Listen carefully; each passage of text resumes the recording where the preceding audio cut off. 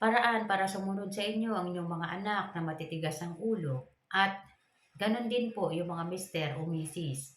May nagtanong po, ayon sa kanya, ang kanyang mister ay madalas na lumalabas kasama ang barkada nito at madaling araw na kung umuwi. At ito ang madalas nilang pinag-aawayan. Meron bang cure para dito? Mayroon pong cure para sa ganyan. Para maiayos yung ganyang gawi. Ito ang gawin ninyo at may ritual po na dapat na ginagawa ka at inilalagay sa tahanan mo. Ganon din po doon sa mga anak na matitigas ang ulo. At tatalakayin na rin natin mga madam yung comment dito ni ma'am tungkol po sa Goddess Fortuna na ayon sa comment niya, may nag-wish sa Goddess Fortuna at nagkasakit silang lahat. Mamaya po pag-uusapan natin yan. Ganon din yung mga comment ng iba pang kamadam natin. Talakayin din natin. Nais ko pong magpasalamat kay ma'am, kauna-unahang sumali sa group natin. Ma'am, maraming salamat po. At yung mga gustong magpasilip sa kanilang chart, comment po kayo pampaswerte ni EMS. Donation lamang po yan. Sisilipin ko lang yung chart ninyo at mabibigyan ko na kayo ng hint kung anong meron sa chart ninyo. Okay? Send ng 200 plus na thanks. Ma'am, maraming salamat po. At yung mga nag-send po ng 50 pesos na thanks, maraming salamat po sa inyo. Sa lahat po ng gustong mag-send, welcome po yan at thank you in advance. Kung mahilig ka sa ganitong mga video, huwag kalimutang mag-like, mag-subscribe, at i-share mo na rin para malaman ng iba ang kanilang mga swerte sa buhay.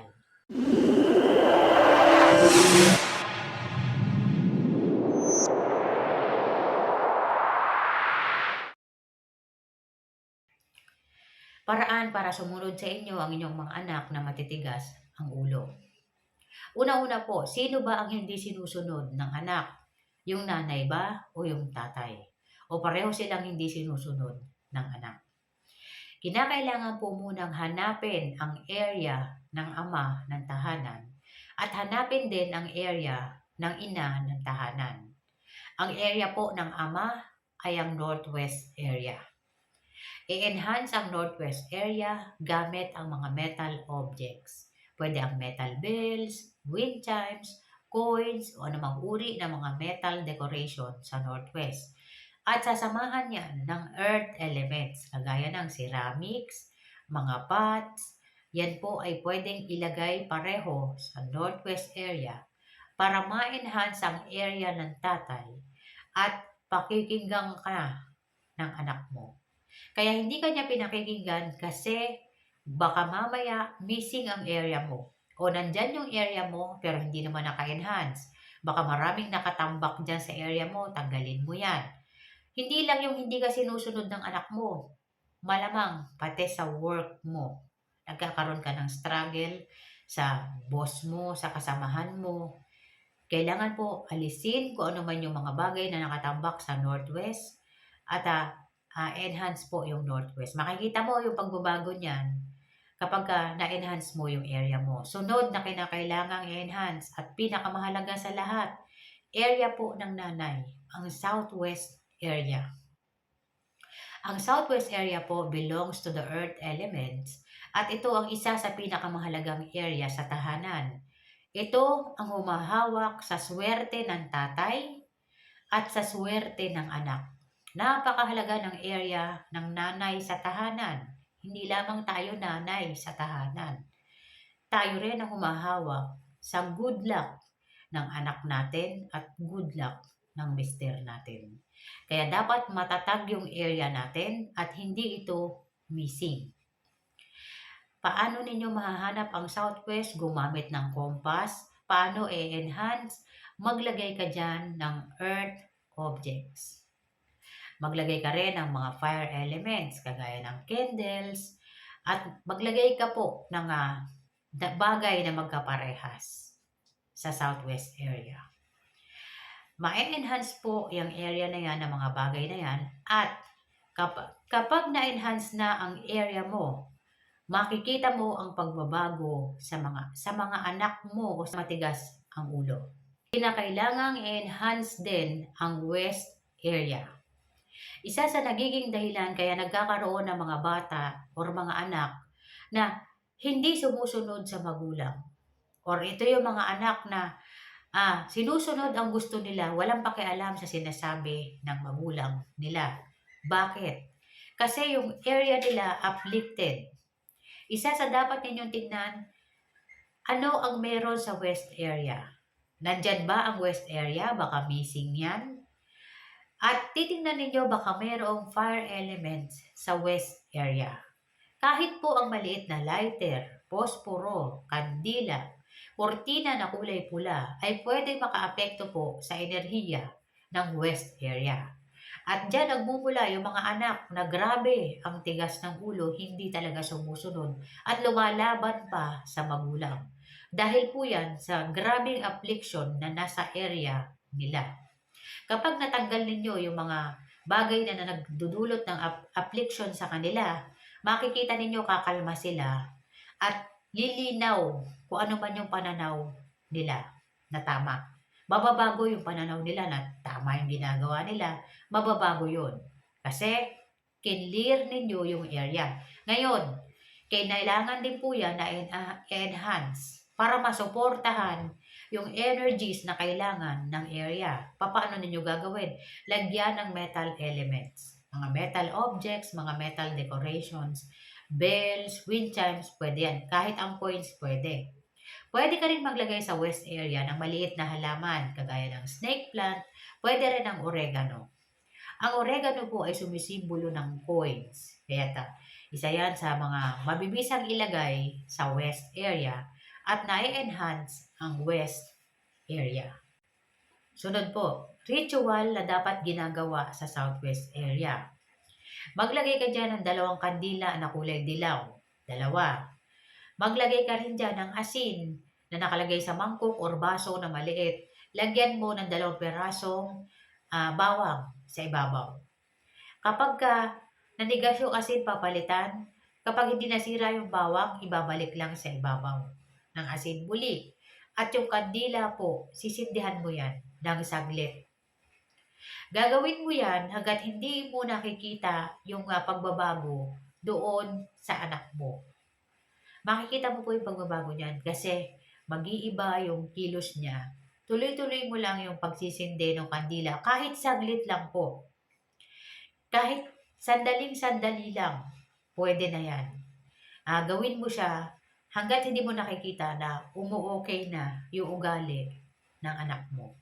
Sunod, para naman po dun sa mga mister din na madalas na nasa labas kasama ang barkada nila, ito rin ang isa sa pinakamabisang cure na pwede mong gawin. Pwede kang bumili ng mandarin ducks. Ilagay mo yan sa southwest area. Para yung mister mo ay manatili sa tahanan ninyo at palagi na lang nakabantay sa inyo bilang pamilya niya. Yan ang ilagay mo, mandarin ducks po. Ilalagay sa southwest area. Ang mandarin ducks po ay isa sa pinakamabisang cure laban po sa ganyang pag-uugali ng Mr. o Mrs. Bukod pa sa naka-enhance yung area niya, yung northwest area niya, naka-enhance na. Isa rin sa nagiging dahilan kaya ang Mr. ay lagalag, mas gusto pa doon sa barkada, missing ang northwest. So, titignan yung maigi yan na dapat hindi missing ang northwest at na-enhance din ang northwest at bumili ka ng mandarin ducks. Murang-mura lang yan, malaki ang benepisyo mo dyan. Dahil kaysa palagi mong inaalala na nasa labas lagi yung mister mo o misis mo, maglagay ka niyan sa southwest area. Magkukusa sila na manatili sa tahanan. Hindi mo kailangang sabihan pa sila na huwag silang aalis sa tahanan. Sila mismo ang mananatili sa tahanan ninyo. Makikita mo po ang epekto niyan kapag inilagay mo yan sa tahanan mo. At para naman po sa comment ng ating mga kamadam, ayon po sa comments ni ma'am, mag-vlog daw ng tungkol sa Blind Goddess Fortuna dahil meron daw siyang napanood na humiling sa Goddess Fortuna at nagkasakit. At may kapalit daw ang paghiling dito.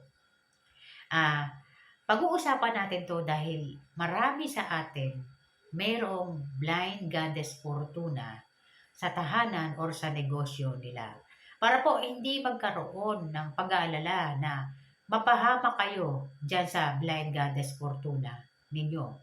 Sa mga nagdaang video ko, pinag-usapan na natin kung paano ninyo ilalagay sa tahanan or sa negosyo ninyo yung Blind Goddess Fortuna. So ngayon, ulitin natin. Una-una po, binili mo si Blind Goddess Fortuna kasi nagnanais ka ng good fortune. Okay na yon.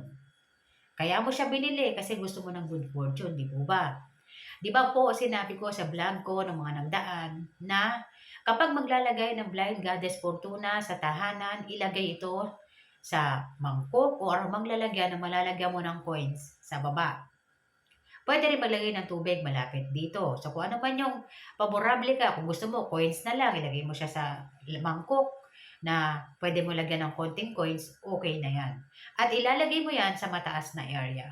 At ihaharap sa front entry o sa customer mo kung saan nakaharap yung mga tao or maraming tao sa negosyo mo, doon mo siya ihaharap.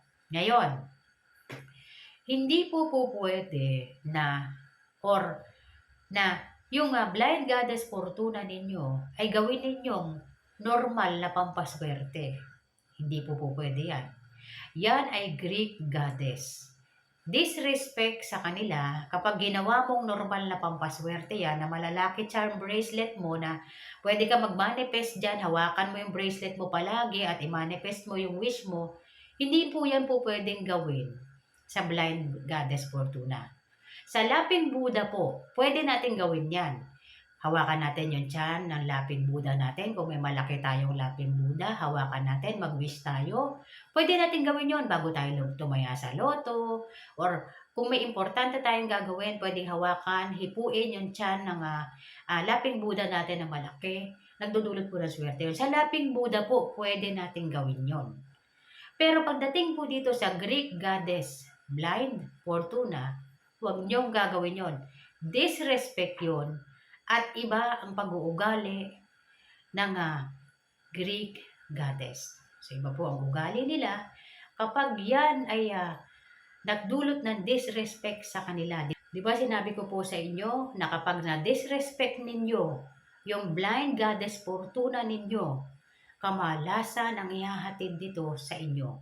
Pinag-usapan din po natin yan sa nagdaang mga video ko, sinagot ko itong Blind Goddess Fortuna na to na baka iiwasan ninyo na ma-disrespect ninyo yung Blind Goddess Fortuna dahil siguradong mamalasing ka. Ayaw nila yan. At ayaw din nila na kapag yumamang ka na, ay nagbago ang ugali mo, mamalasing ka rin. Lahat ng na-earn mo dahil sa paglalagay mo ng Blind Goddess Fortuna, babaliktad dyan, mawawala yan sa'yo.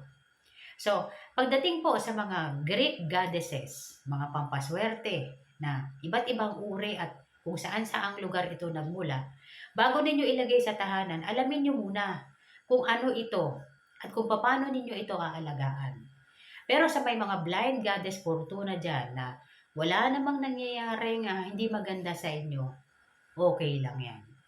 Ngayon, kung may nangyaring hindi maganda sa inyo nung inilagay ninyo yung Blind Goddess Fortuna ninyo, isurrender mo yan sa kung saan mo binili.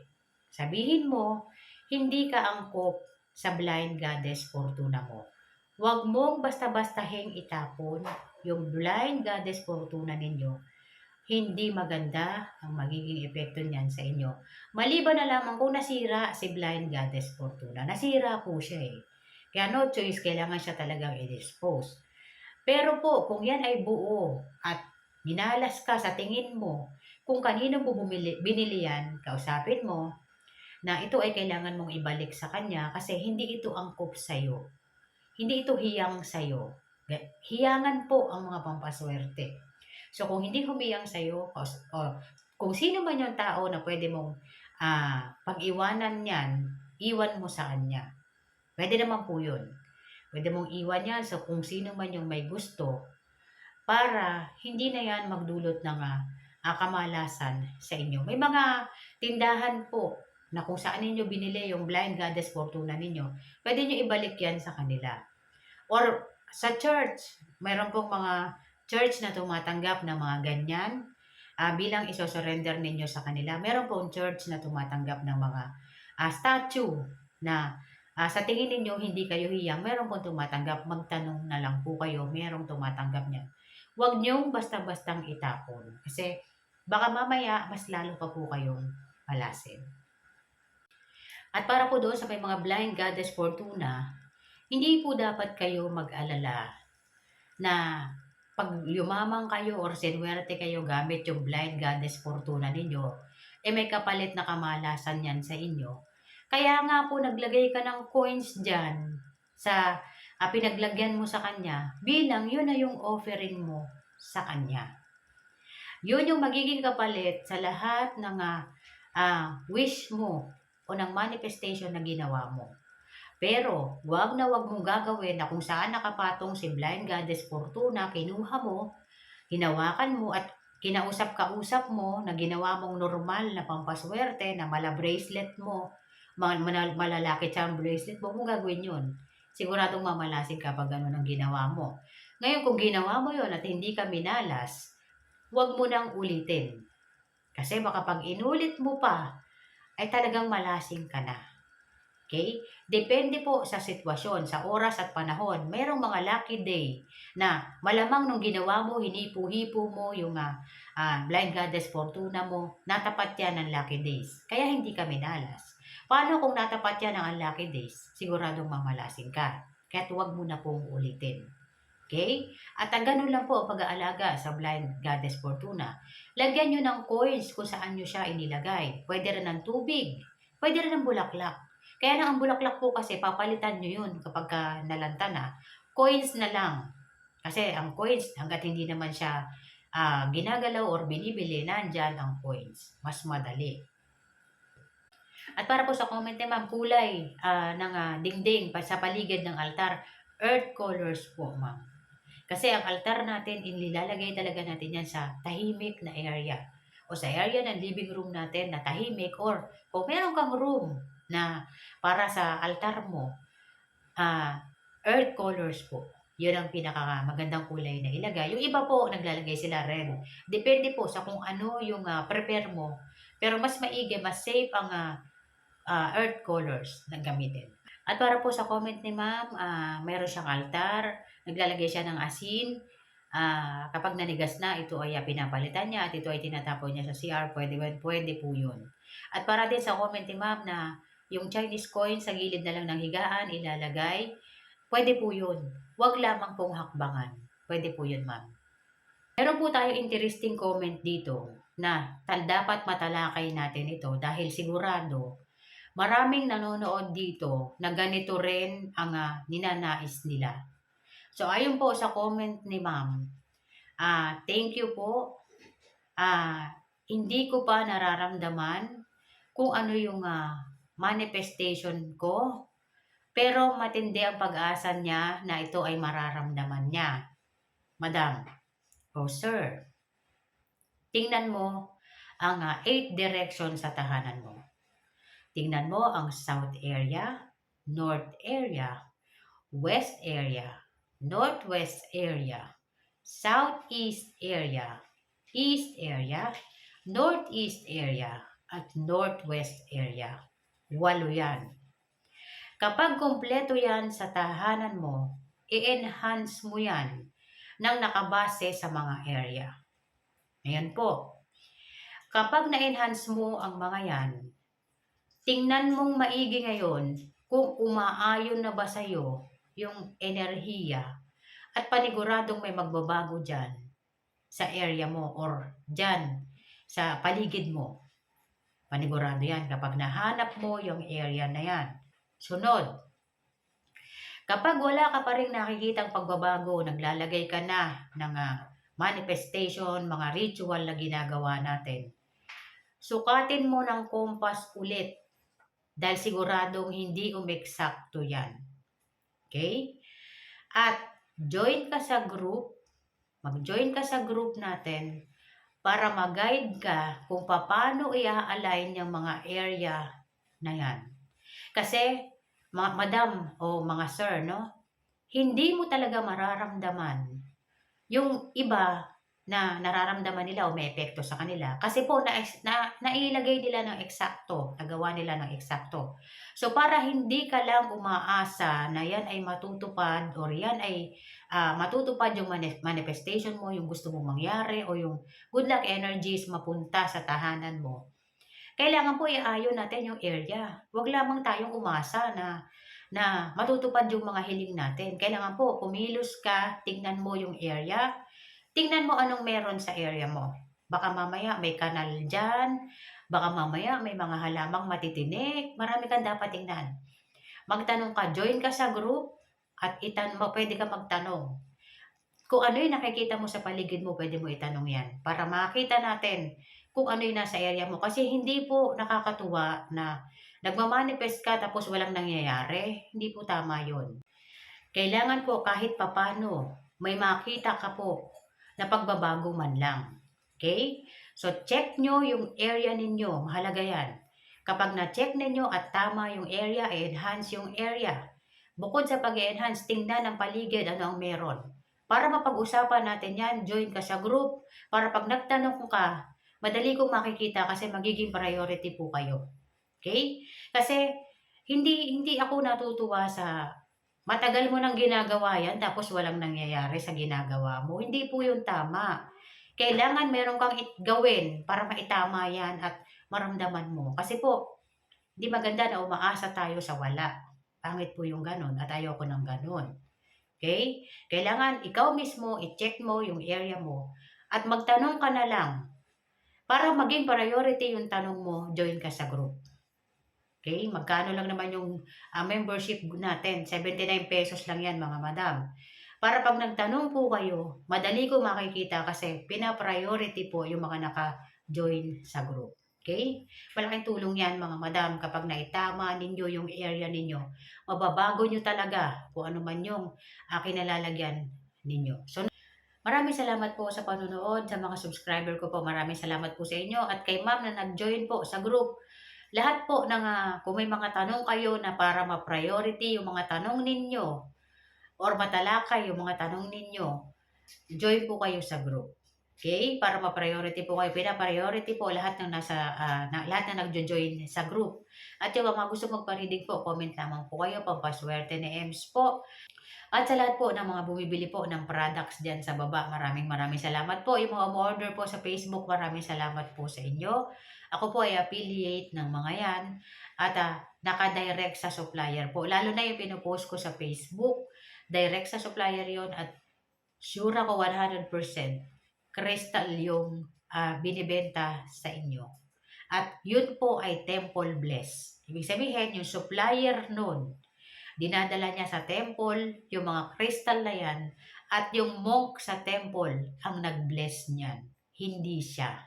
Kaya hindi po ako nag-possess ng or hindi ako nagbenta ng crystal na nasa akin. Hindi ko siya binibenta. Gusto ko magbubula sa supplier para fresh yung energies. Darating sa inyo yung crystal ninyo na galing mismo doon sa area na kung saan ito binless.